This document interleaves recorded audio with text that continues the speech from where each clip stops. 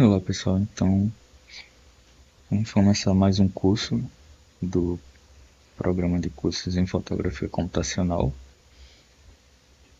e nessa parte a gente vai ver um pouquinho sobre conceitos de computação heterogênea e processamento paralelo. Então a gente vê uma parte introdutória do que é um sistema heterogêneo, como a gente programa, como a gente usa, mas o curso vai ter um foco na parte de avaliação e na análise desses sistemas. Então, esse é um conceito importante dentro dessa parte de fotografia, dentro da parte de aprendizagem de máquina que a gente está tendo, porque envolve todo o conceito de como a gente programa esses modelos, como a gente programa algoritmos para sistemas que têm diferentes estruturas, como um processador tradicional, CPU, uma GPU, ou até processadores específicos de dispositivos móveis. E aí, introduzindo o conceito, a gente sabe que novas aplicações geralmente demandam alto uso de recursos do sistema computacional que a gente está processando, a gente está usando para processar. E aí vai surgindo a necessidade da gente ter o processamento que atua de forma paralela, atua fazendo operações em sequência ou fazendo diferentes operações no mesmo instante. E processadores de propósito geral, eles possuem certas limitações durante a execução, que são processadores que são feitos para organizar lógica de algoritmos, de programas complexos. E aí, geralmente, quando a gente tem aplicações mais voltadas para imagem, aplicação mais voltadas para aprendizado de máquina, a gente sabe que são muitas operações que a gente tem que fazer no instante de tempo, principalmente para imagens que a gente tem um vetor de dados muito grande. Uma imagem HD, por exemplo, a gente vai ter 1800 por 1990 pixels vezes 3, que ainda é o número de canais. Então a gente tem uma quantidade muito alta de valores que a gente tem que estar processando para fazer uma operação, para fazer um ajuste na imagem. E aí recentemente a gente viu que teve um acréscimo de modelos de deep learning voltados para a parte de linguagem natural. Então a gente tem modelos Transformers, o modelo GPT, o modelo BERT da Google. E a cada ano o tamanho desses modelos, a quantidade de operações que são necessárias para fazer o processamento desse modelo vai crescendo exponencialmente. Então, da mesma forma que a gente tinha a lei de Moore para o desenvolvimento dos processadores de desenvolvimento de hardware, que previa que a cada ano ia dobrar a capacidade computacional desses dispositivos, a gente tem um crescimento bem maior em questão de modelos, em questão do que o software está requisitando para o hardware para fazer o processamento das operações. Então a gente chega aqui hoje em modelos que têm bilhões ou trilhões de parâmetros. Então a gente está tendo um crescimento muito grande do número de operações que são necessárias e a gente precisa de dispositivos, a gente precisa de hardware que possa acompanhar esse desenvolvimento para executar esses modelos. Então a gente tinha visto no curso de Deep Learning, na medida que a gente foi tendo diferentes modelos, diferentes requisitos de execução dos algoritmos, da mesma medida que foi aumentando também o número de dados que a gente tinha para operar em cima, para treinar os modelos, a gente teve também uma evolução do hardware, a gente teve uma evolução dos processadores que eram utilizados para fazer essas inferências, para fazer esses treinamentos. Então a gente tem uma tendência a usar sistemas que são heterogêneos para fazer esse processamento. Então, com algoritmos tradicionais a gente conseguia executar com sistemas mais simples, utilizando uma CPU, utilizando uma RAM limitada para modelos mais simples, algoritmos mais simples. E agora a gente precisa de recursos que operam com grande eficiência e façam várias operações por ciclo.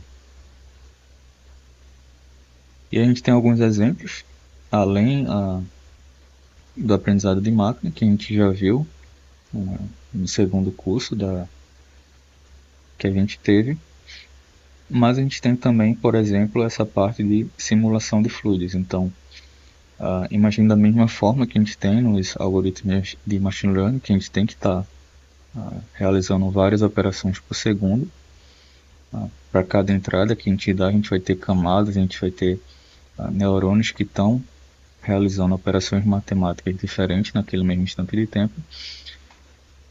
A gente, de forma similar, na simulação de fluidos, a gente vai ter cada partícula que vai estar se comportando de uma forma única dentro dessa superfície, dentro dessa região. Então, para cada uma dessas partículas, a gente tem que modelar o comportamento, a gente tem que modelar a direção, a gente tem que modelar a velocidade, a sua posição e a interação dela com outros objetos que estejam nessa região, que estejam tocando em cima dela. E aí, na medida que a gente vai aumentando a granularidade, vai aumentando o número de partículas que a gente tem na cena, a gente precisa de um grande poder computacional para estar processando isso em paralelo, para estar processando ao mesmo tempo, para a gente poder visualizar o comportamento de todas as partículas no mesmo instante. Da mesma forma que a gente tem para renderização de cabelo humano, por exemplo. Então, é muito comum em jogos a gente querer o realismo, a gente querer fidelidade no que está sendo reproduzido e no que a gente está vendo. E aí é uma linha de pesquisa essa parte de simulação do comportamento do cabelo, porque você tem diferentes comportamentos para diferentes interações que você vai ter em cada momento. Então, além do nível de resolução que você precisa ter para simular, para renderizar cada detalhe da superfície, cada fio que você tem que modelar a física que vai interagir com essa superfície. Então não vai ser uma superfície rígida, mas sim uma superfície flexível, que vai se adaptar a cada situação daquele momento, daquela cena. E aí, da mesma forma, a gente tem dentro da linha de aprendizado de máquina, dentro da linha de visão computacional, a tarefa de reconstrução também. Então, você vê uma cena, você vê imagens e tentar modelar de forma geométrica isso que você está vendo a partir de uma imagem. Então, você tem modelos que podem capturar diversas imagens e aí você passa raios de luz simulando o comportamento físico que a gente tem da interação de luz com os objetos que estão na cena, e você pode criar uma representação do objeto dentro de um modelo e predizer para cada ponto de vista, para cada posição que você quer,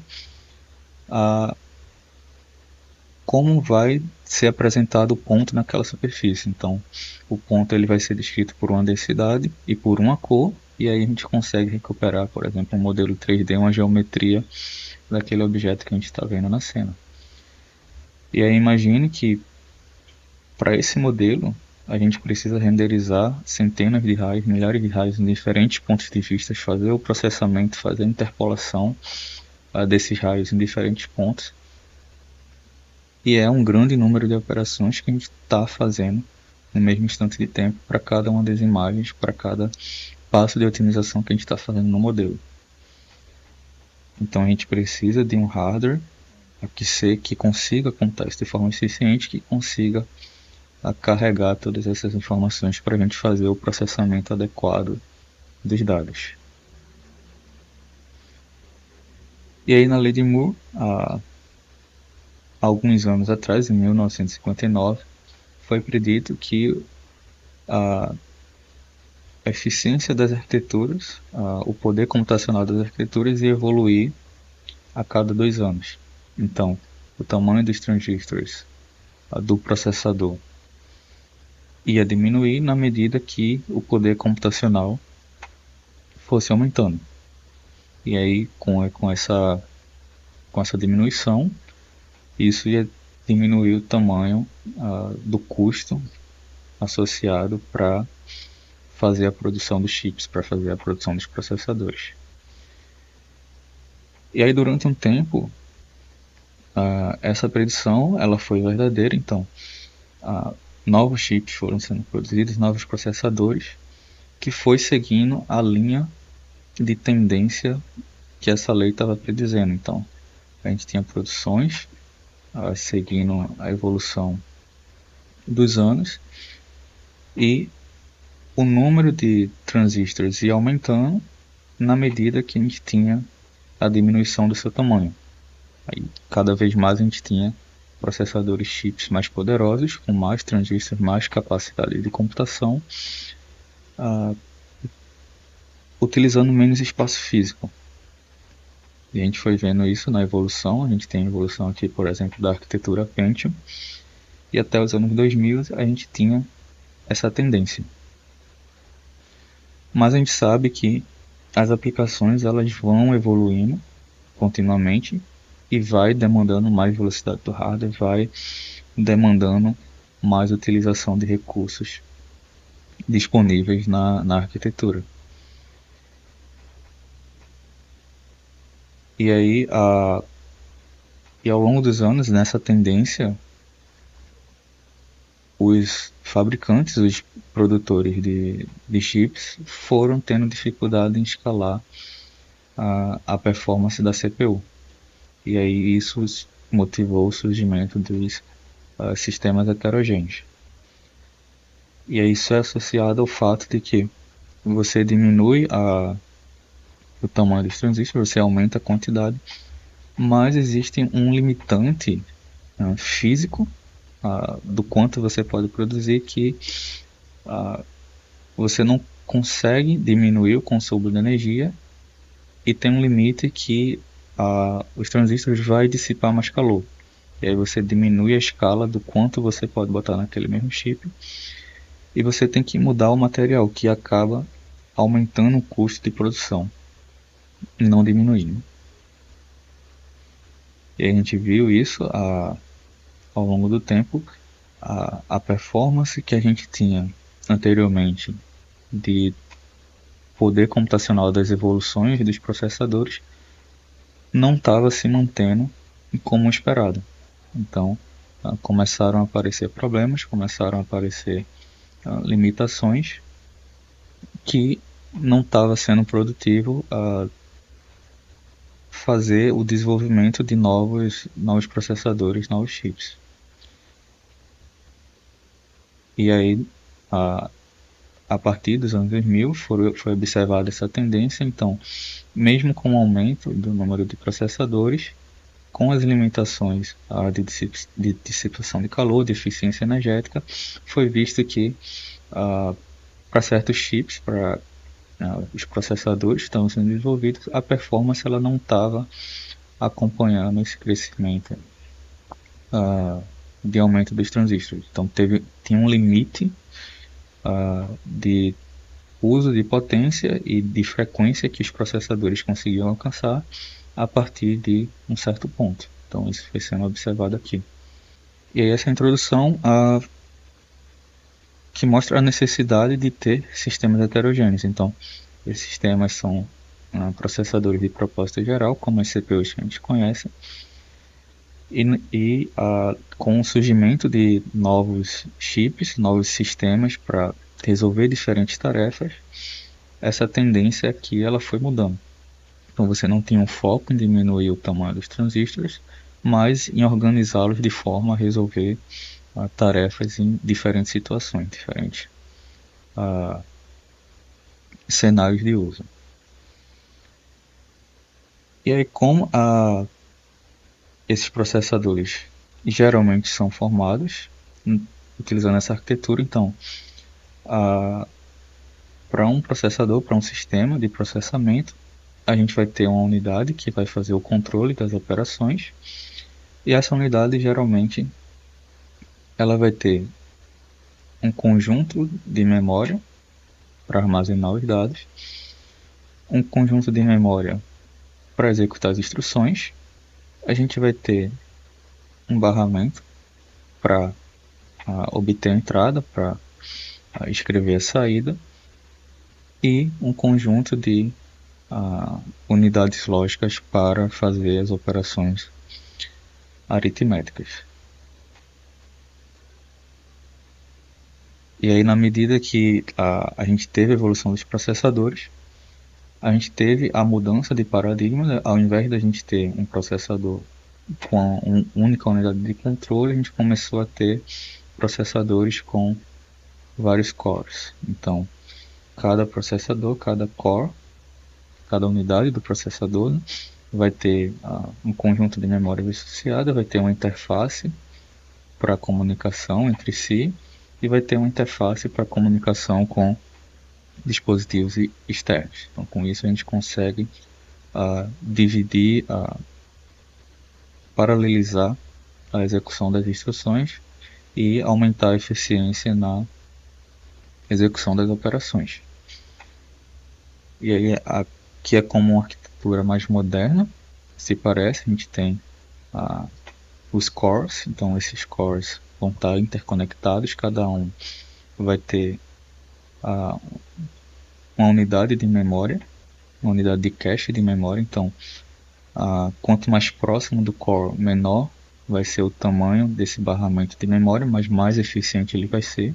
Então, você acessar as informações de um espaço menor acaba sendo mais rápido, e aí na medida que você vai se distanciando, você aumenta o espaço de memória que você tem para armazenar operações que vão ser executadas em seguida, e você tem um espaço de memória maior que é compartilhado entre as unidades, entre os cores do processador. E aí você tem essa configuração que a gente encontra na maioria dos processadores nas CPUs modernas. E com a evolução dos sistemas, principalmente nessa parte de sistemas heterogêneos, a gente tem, por exemplo, GPUs que podem ter centenas de unidades para fazer o processamento. E aí, diferente de um processador de propósito geral como a CPU, a GPU ela é voltada para fazer uma operação simples, que você pode distribuir entre os diferentes núcleos, entre os diferentes cores, e retorna para a CPU o resultado dessa operação. Então, a CPU ela vai ser voltada para fazer uma lógica de programa mais complexa, para organizar o fluxo de execução, para organizar, escalar as operações e a ordem das operações que vão ser executadas. E a GPU ela vai executar operações mais simples em dados que são maiores, em dados de larga escala, como por exemplo uma imagem. E aí cada sistema, cada processador, ele tem o seu objetivo, ele tem sua arquitetura específica para alcançar aquele objetivo. E aí, por exemplo, nesses sistemas tradicionais que a gente tem a configuração de processador homogêneo, que é o que a gente encontra na maioria dos sistemas de CPU. Então a gente tem diferentes cores que têm a mesma configuração entre esses cores. E aí, por exemplo, isso está executando dentro do sistema operacional. O sistema operacional vai estar executando aqui. E você vai ter diferentes aplicações que vão ser escaladas, vão ser ordenadas para ser executadas em cada um desses núcleos. E aí, num sistema heterogêneo, a gente tem diferentes configurações, diferentes estruturas para resolver tarefas específicas. Então, por exemplo, a gente pode ter um core de CPU que vai estar executando um conjunto de tarefas específicos para esse core. A gente vai ter um core de GPU para fazer processamento de operações gráficas, operações de matrizes, modelos de machine learning. Então a gente vai ter um conjunto de operações. E a gente pode ter, por exemplo, cores que processam um sinal específico, uma imagem ou um sinal de áudio. Então, isso é a configuração de um sistema heterogêneo, que tem diferentes estruturas que estão atuando no mesmo sistema para resolver tarefas diferentes de forma que a gente aumente a eficiência do sistema. E a gente tem um conceito, né, de execução em ordem. Isso é o que é feito pela CPU, os processadores de propósito geral. A gente tem uma ordem de tarefas, então a CPU vai definir a ordem de execução dessas tarefas, vai executar e vai atualizando a fila de execução. E a gente tem um conceito de execução paralela. Então, você tem uma série de instruções sequenciais que você deve executar e você tem um conjunto de operações, um conjunto de instruções que podem ser executadas em paralelo.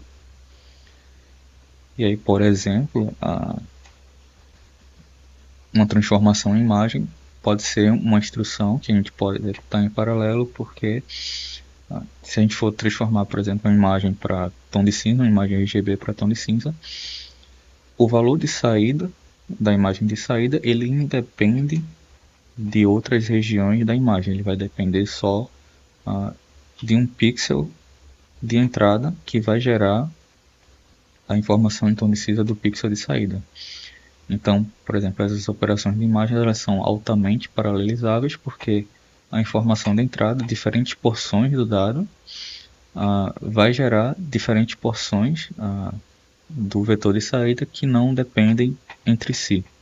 Então, geralmente a gente tem essas operações que são paralelas e aí a gente executando essas operações paralelas a gente volta para a execução sequencial. Então isso é o que acontece muitas vezes em sistemas heterogêneos. Por exemplo, a gente tem um fluxo de programa que está fazendo operações simples, então a CPU ela vai estar executando isso de forma sequencial, e aí a gente chega num conjunto de operações, por exemplo, a conversão de imagem RGB para tom de cinza. A gente pode fazer isso paralelo, então a gente passa isso para a GPU vai fazer isso, que é aquela ideia de você dividir as operações em múltiplos cores, em centenas de cores. Então você tem uma operação simples que está atuando a mesma instrução em diferentes porções do dado. E aí você consegue executar isso em paralelo. Na medida que você termina, você volta à execução sequencial para a CPU, que vai controlar o fluxo do programa, que vai executar e todas as outras instruções que você tem de forma mais simples. E aí essa é a ideia de sistemas heterogêneos. Então, os sistemas heterogêneos eles surgiram para resolver os problemas de computação específicos e de forma eficiente, combinando características de hardware complementares. Então você tem a CPU, que é o seu processador principal, que vai decidir quando a instrução ela vai ser executada, quando o sistema operacional vai estar sendo executado. E aí você pode dividir as tarefas da CPU entre diferentes dispositivos. Por exemplo, na GPU ela vai ser focada em fazer uma computação paralela massiva de instruções simples. Então, como em computação gráfica, renderização de imagens, deep learning.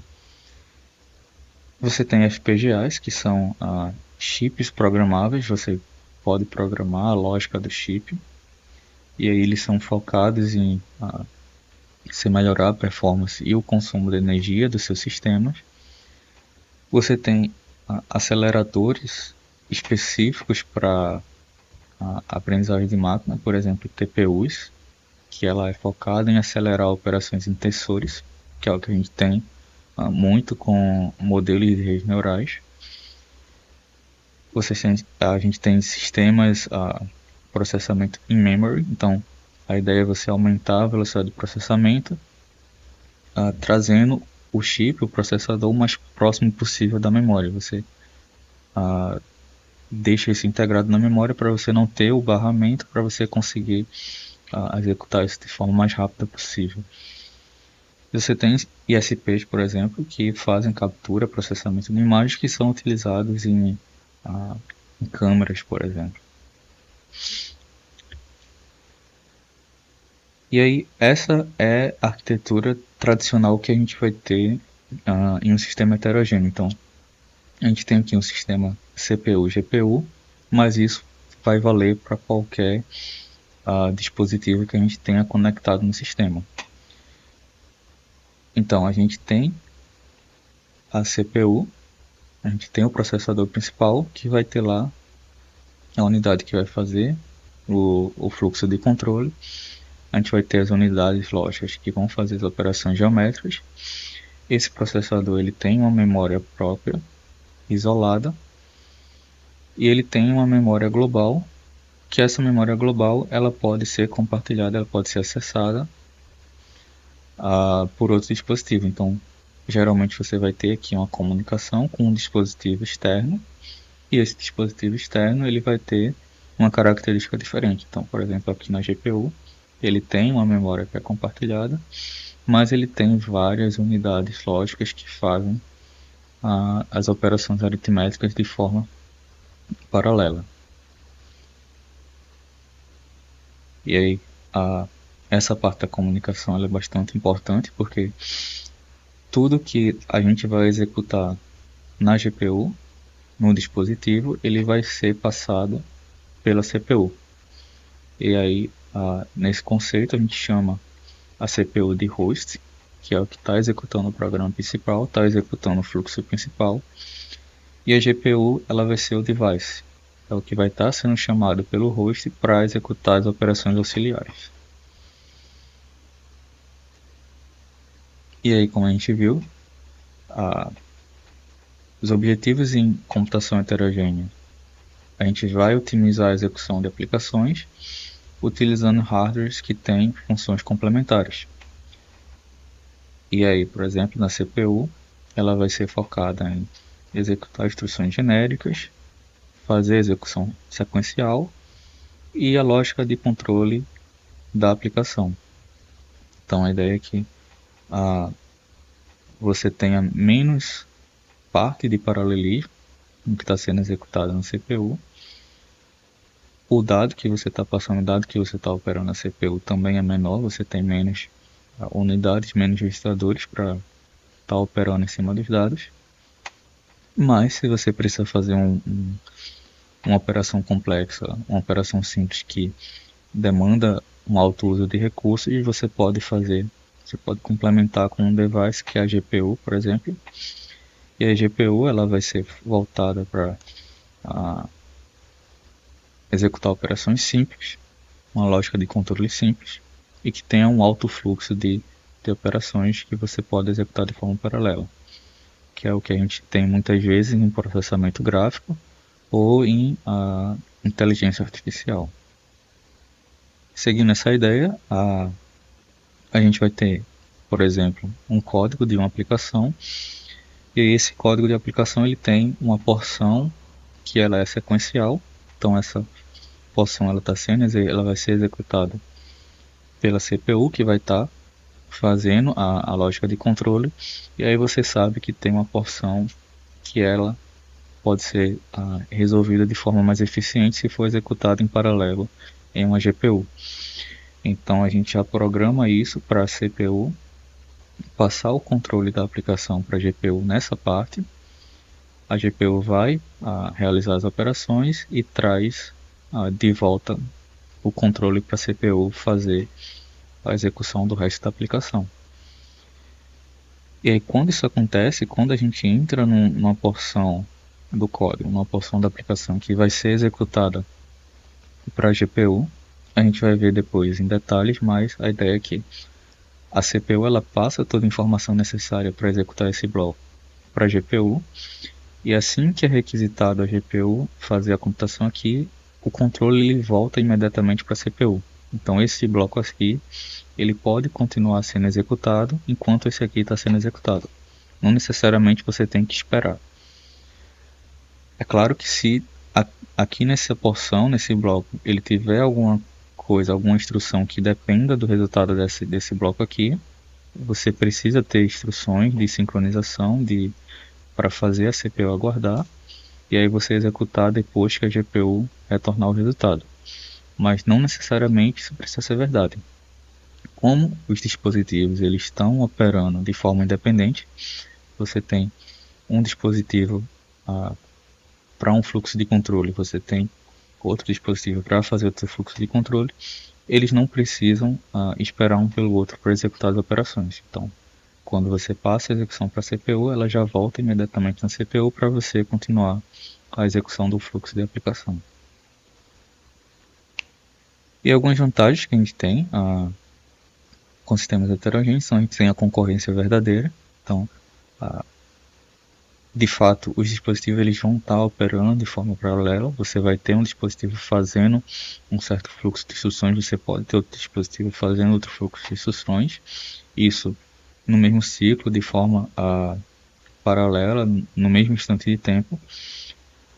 Esses sistemas são focados na eficiência energética, então você está usando a FPGA, você está usando uma GPU que consegue fazer várias operações de forma mais rápida, de forma mais eficiente.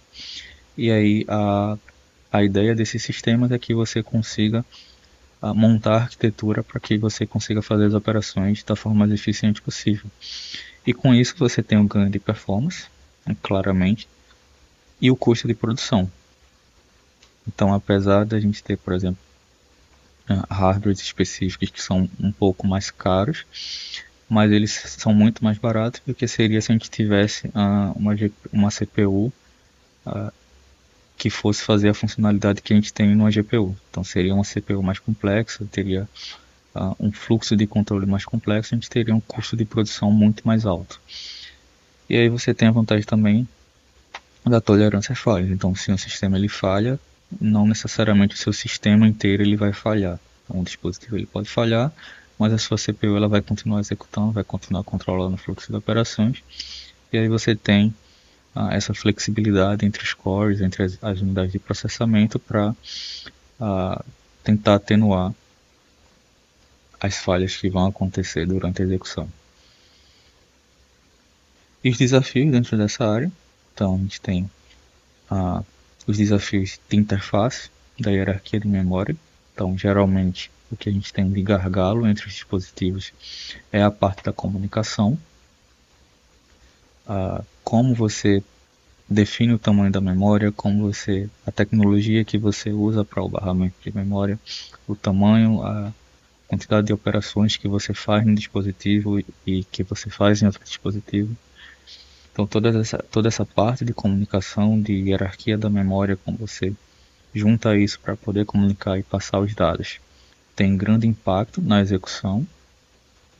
E é uma área de pesquisa em bastante evidência atualmente. Como você particiona, faz a utilização de recursos, também é importante dentro dessa área. E a produção de APIs para você fazer a programação de forma eficiente para tentar abstrair essas questões de como passar o fluxo, como fazer o controle, como paralelizar os dados. E o desafio também do não determinismo. Então, como você está lidando com operações que vão ser executadas em paralelo, com diferentes cores, sistemas que vai estar escalonando o uso de aplicações. Então muitas vezes a gente não consegue prever o resultado, prever a ordem que as operações vão ser executadas. E a gente precisa de instruções, de fluxo de controle, instruções de sincronização para poder atenuar o impacto dessa aleatoriedade que a gente tem nos sistemas.